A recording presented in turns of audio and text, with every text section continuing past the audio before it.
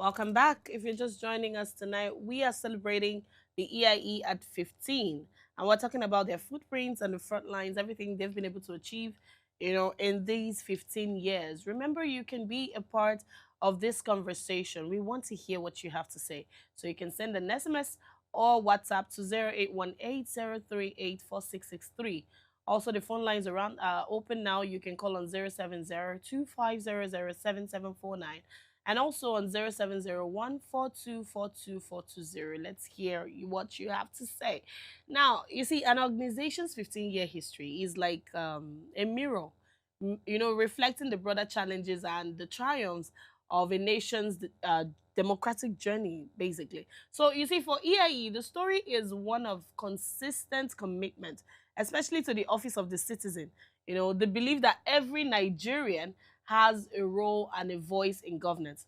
Now, EIE's journey reminds us that meaningful change is built on sustained efforts, innovation, and the power of a mobilized citizenry. And, understanding the footprints and front lines is essential because it shows us how civic organizations can effectively navigate complex political environments, the lasting impact of youth engagement and advocacy on electoral processes and legislative oversight. It also shows us, the enduring impact or and importance of demanding accountability from elected officials, irrespective of the political climate. So, you see, this conversation is basically about acknowledging the legacy of key players and charting course for the next generation of civic leadership. And to guide us in this reflection tonight, we have Akindeji Aromaye, the Senior Media Associate at EIE Nigeria. Good evening and welcome to the show. Good evening. How are you doing today? Very well, very well. Thank you so much for joining us. Good to be here. Great. So let's get right into it. 15 years is a lot of time. It's a major, major milestone. So looking back, what is one defining moment or campaign, you believe, sets the EIE's trajectory in the civic space? Well, thank you very much for having me. Right. For me, the real turning point, 15 years of building active citizens in Nigeria, the turning point for me was when the idea of the Office of the Citizen took root in 2015.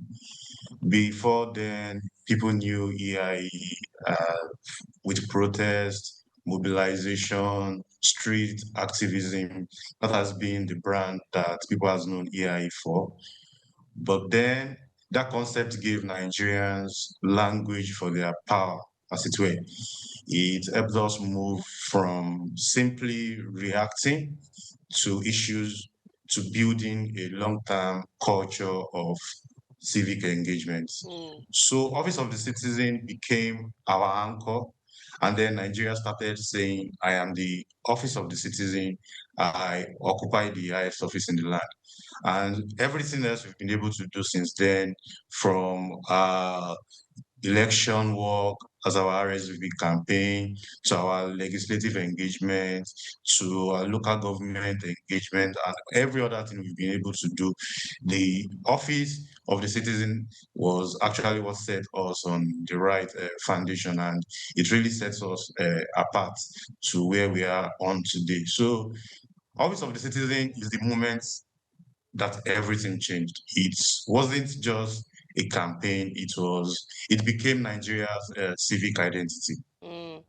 Anyway, speaking of the Office of the Citizen, how were you able to approach the mobilizing of citizens, so the approach, whatever approach you use, how did it evolve over the last 15 years, to get people to key into this particular campaign of Office of the Citizen? Because it shouldn't have, I mean, people wouldn't just embrace it if they don't get to have a full awareness of what it's about. So how did it get to where it is right now, 15 years later? Yeah, the evolution has been quite huge Mm. because since inception in 2010, we have always believed in meeting citizens where they are. And technology has been central to our strategy. from beginning. So through the use of technology, we've been able to use that to map citizen engagement. We used that in the early days. We were using Twitter, Facebook, and all other social media platforms that was available then. So we've been able to use that to amplify our campaign over the years. And then over time, we've now combined this early tech adoption with on ground approaches, because we now saw that, okay, besides reaching out to people online, then you also need to go to the grassroots. You also need to go and reach out to those that may not necessarily have the data to actually engage online. And what how have we been able to do that? We've been organizing town halls. We've been meeting people exactly where they were, community engagement. We've been building partnership with CSO partners that work at the grassroots, journalists, and then even recently, we've had massive partnership with content creators and faith leaders. Mm, Uh, our idea is just that wherever citizens are, whether you're online, whether you're offline, we have to get the message to you. You have to be involved in governance. You have the rights to hold government accountable, and government is responsible and they must answer to you. And then platforms like shineyoureye.org. Shineyoureye.org is a database of all political office holders in Nigeria from the federal to the local level. mm. So if you go on that website, you are able to find the contact information of your elected representatives. And then aside that, that's the tech part of it. Then at the local government level today, we have what we call Office of the Citizen Help Desk.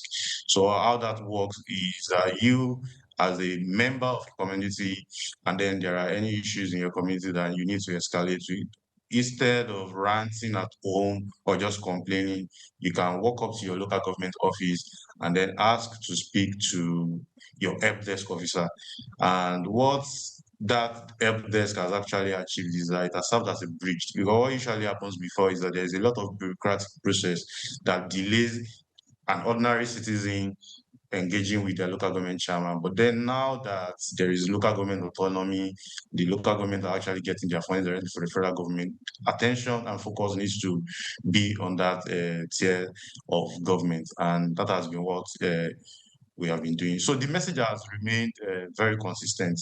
The highest office in the land is the office of the citizen, and how we communicate that, how we engage people, and how we give them the tool to act has also evolved from how Okay. we started in 2010 to where we are today.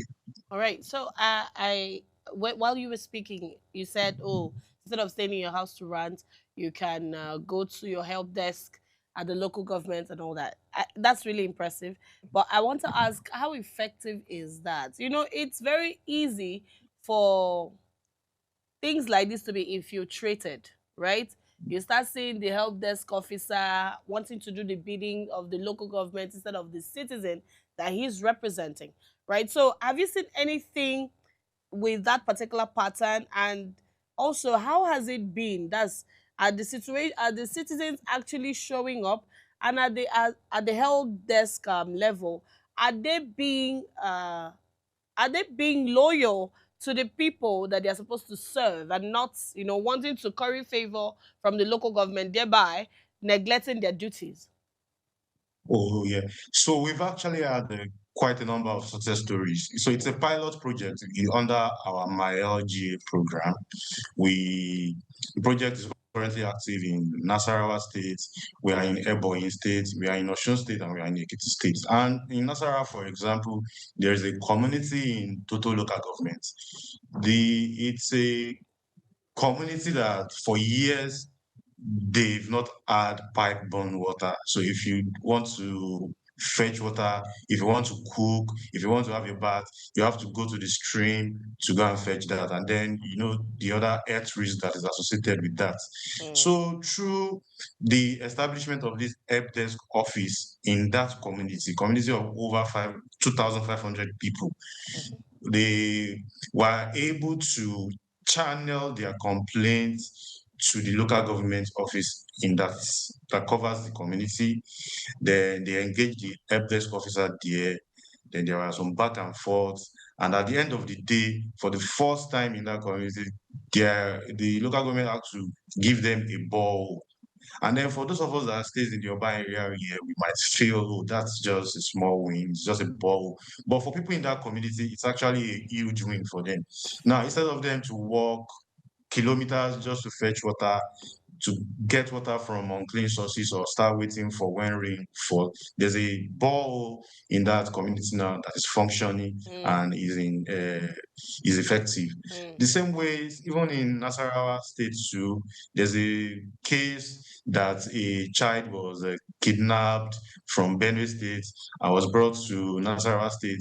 He found himself in Nasarawa State, and then uh, initially, what would have happened if there were no help desk officers in that local government is that you would have gone to the police station. After the police station, there would have been so many bureaucratic processes that would actually stall or delay reuniting the child with the parent. But the desk was able to actually identify the boy, uh, bring all the necessary stakeholders that would reunite the boy with his family and bring support to his family. So those are just some of the small wins, like some people would call it, but it's actually huge. mm. That the establishment of the help desk is bringing. And then you mentioned that, okay, how are we going to ensure that the help desk officer is not partisan? No. Right. Mm-hmm. So the framework we are working with is actually the help desk officer at the local government secretariat is actually not a political officer. It's actually a local government staff. What has just changed is that we have trained, we have empowered the staff to man that desk. And then there are clear KPIs that we are also working with that, okay, when complaints are lodged at your desk, you have to record it, you have to escalate it, and then you also have to give update back to whoever it is that has lodged the complaint. And it has been very, very effective. Mm. We've been hearing good news. So many success stories are right now on the pipeline, and we can't wait to share with the people. And so it's a good model that is currently running, and we hope to scale it across the 774 local governments in Nigeria. Okay. Now, considering Nigeria's current political and economic climate, what do you see as the most urgent front lines for civic action today, especially for young Nigerians? So I think two front lines are actually urgent right now. We have economic accountability, Mm-hmm. and then we have electoral credibility. Young Nigerians right now, we want transparency in how our resources are used. We Mm-hmm. want the government to account for every naira and kobo they spend on behalf of Nigeria. And then electoral credibility, we are interested in rebuilding trust process in the process. What uh, some people would say is, oh, young Nigerians are apathetic. There Mm. is voter apathy. They are not showing up to vote. They are not interested in the electoral process. The only thing they do is to come online and complain. But then when it comes to on election day, they stay back. But that has not been the case. I think and I strongly believe that young people are actually very interested. The challenge is channeling the energy into structured civic actions. And if you are able to get the electoral act, if you're able to get it right, if you're able to build trust in the process, I believe that there is going to be more young people interested in that process. So the challenge is actually channeling that into a civic action. That's where our mix of how we are using technology, our local engagement, that's the gap we are trying to fill. And I believe that with time, the interest that we've seen amidst young people is going to turn into impact. So economic accountability and electoral credibility actually what the young people are actually yearning for right now. Hmm. All right, let's quickly go on a short break, and when we come back, we'll pick up this conversation. Please stay with us.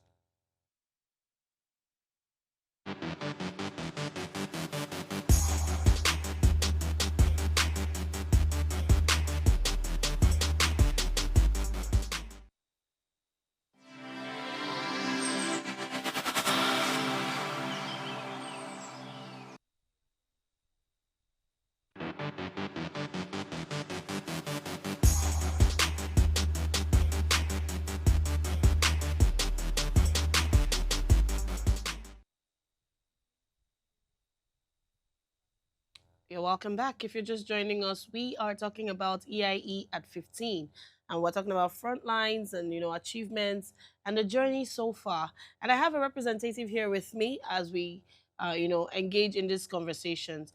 Are you still with us, sir? Yeah, I mean, Great. Okay, so I wanted to ask. So over the past 15 years, Nigeria's civic space, of course, has expanded, but also has experienced significant pushbacks. So how has EIE navigated state resistance, shrinking civic freedoms, and the rise of digital authoritarianism?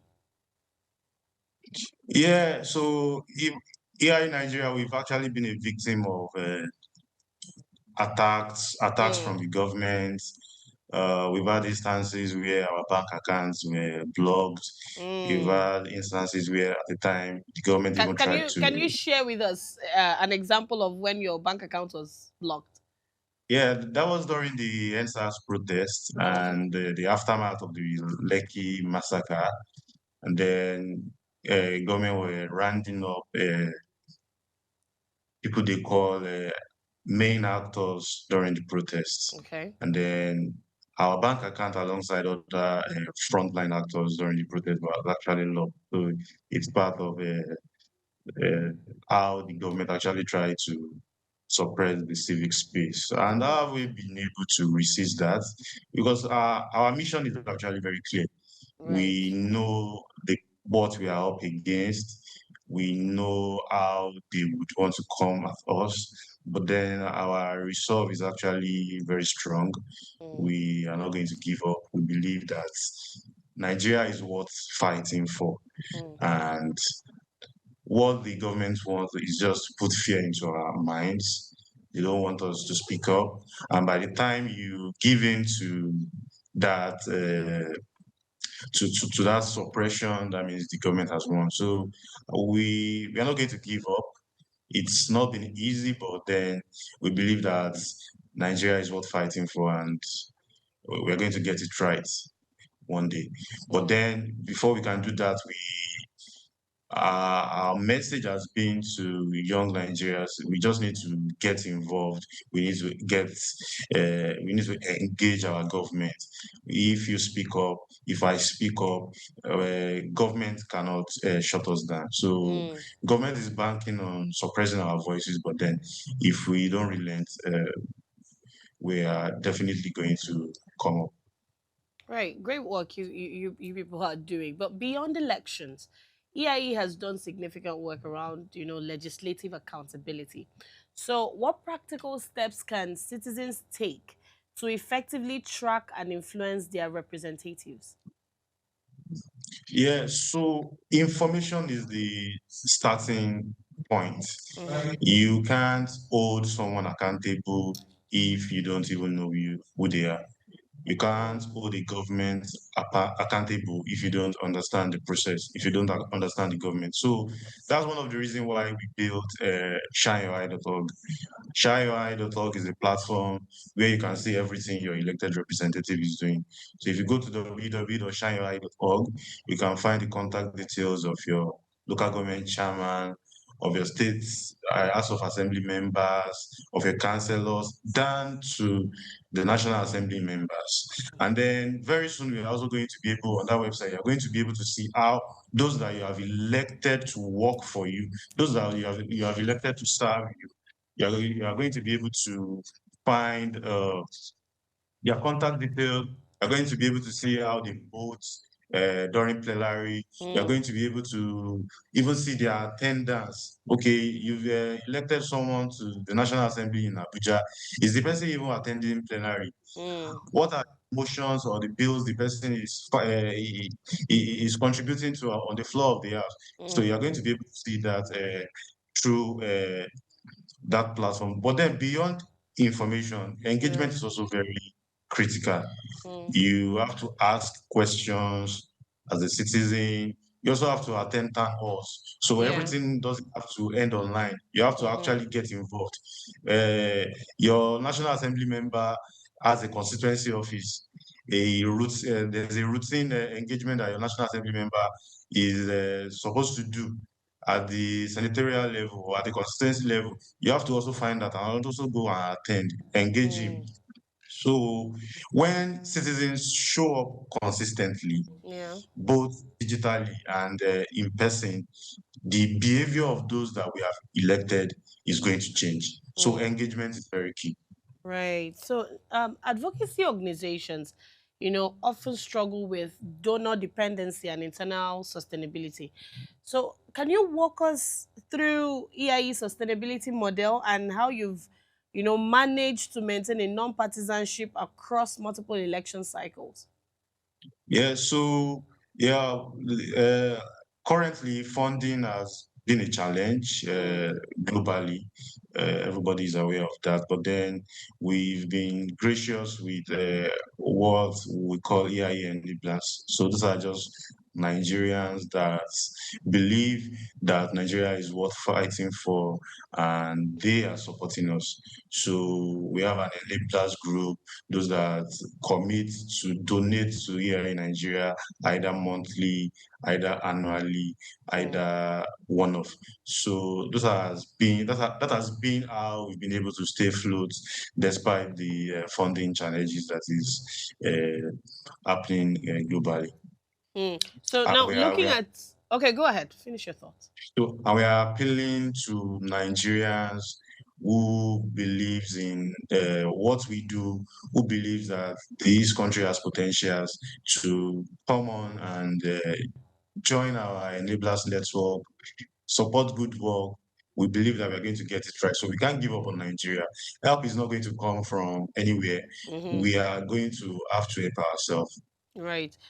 I was going to ask you, looking at Nigeria's 2027 elections, okay, and of course beyond, what civic red flags, concern EIE the most? What invisible threats should citizens be paying attention to? Yeah, I think the Electoral Act needs to be amended. And then just recently, when the National Assembly, uh, the National Assembly committee to amend the constitution held the regional town hall, we also submit our memorandum there. Our focus on election is actually on how to restore trust. There has to be transparency with how results are transmitted. Mm, We also have to build independent institutions. That means INEC has to be very independent. mm, Then political party reforms. Recently now you have been seeing someone elected on the platform of PDP jumping to APC, someone elected on the platform of APC, Labour Party jumping to APC. It's actually very bad. So we believe there also needs to be political party reforms. And then dispute resolution also needs to be very fair and very fast. mm, So the important thing is that beyond election goes beyond just the voting day. mm, The other issues that would come up after the election also has to be very fast and fair and seem to be credible. The election also has to be very free and fair. So if you are able to get that right, the election and the election process, you're able to get it right. I believe the 2027 election is going to be good. So we are advocating for changes.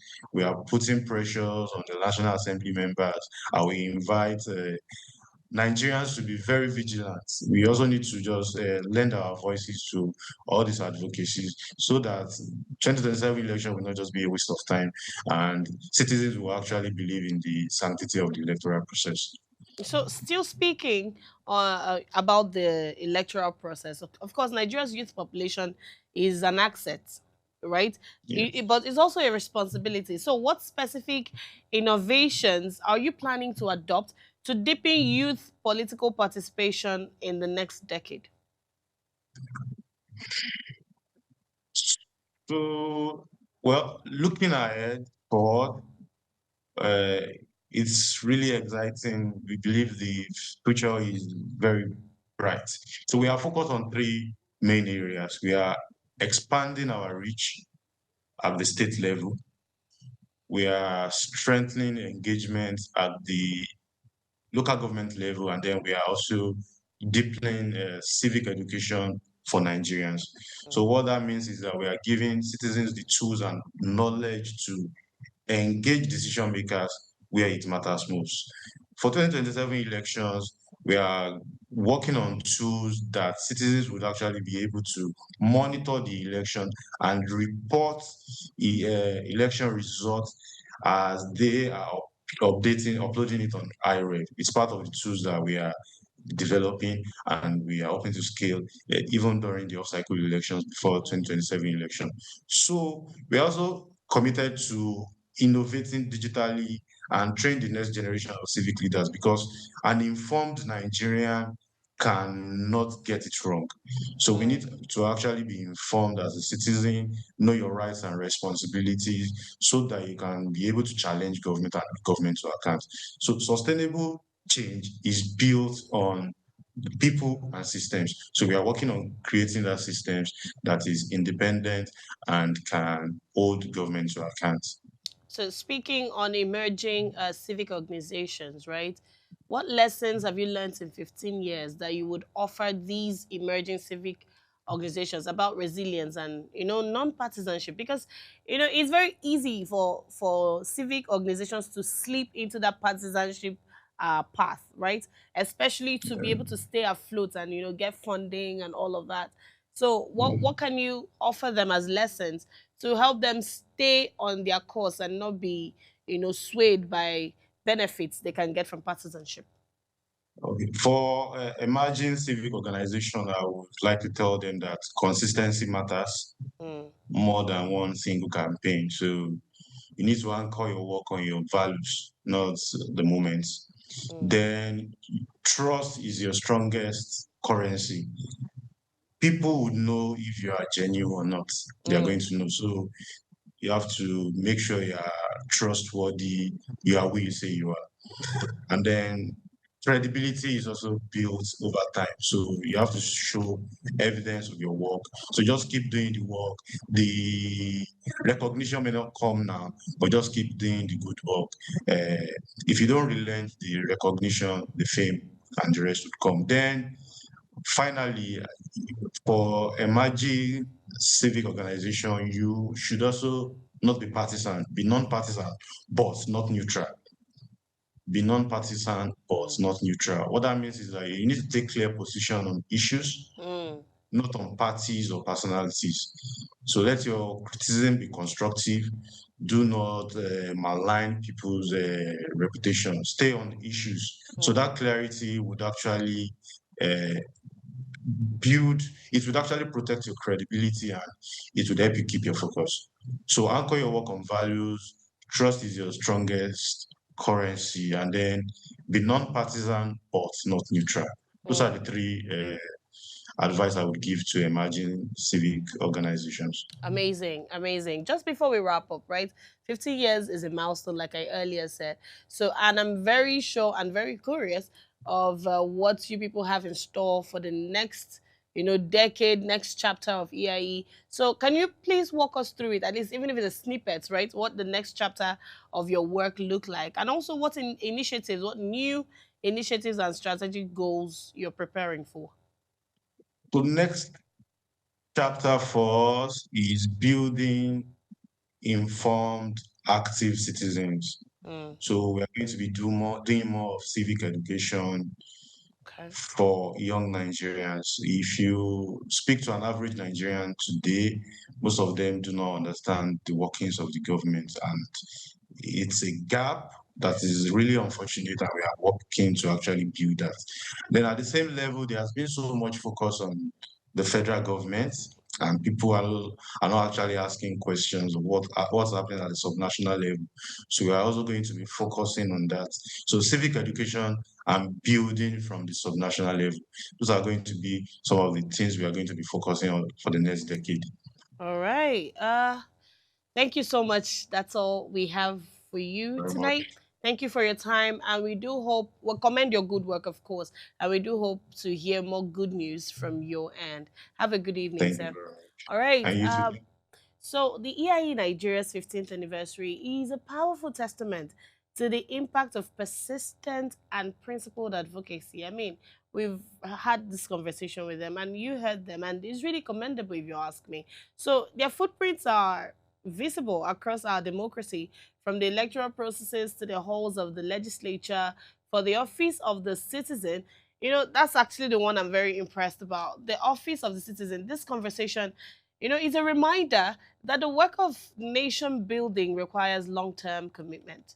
It's not a one off thing. It underscores the vital role that organizations like EIE play in holding the line and empowering every citizen to own their voice and their power. So we look forward to seeing the continued impact of EIE on Nigeria's democratic future. And we do hope that, they don't relent, because it's not an easy cause. But like I said, we commend them, and we pray they don't relent, because we need more people in the civic space to stand in this gap. Anyway, before we go, remember to subscribe to our YouTube channel at Official Upgrade TV. Drop a comment, like, share, and follow all our social media platforms. And if you missed our quote earlier, here it is. It says, to deny people their human rights is to challenge their very humanity. And this was said by Nelson Mandela. My name is Chioma Kalu, and this has been Waste Prime Time. Have a good night, and I'll see you tomorrow. Bye bye.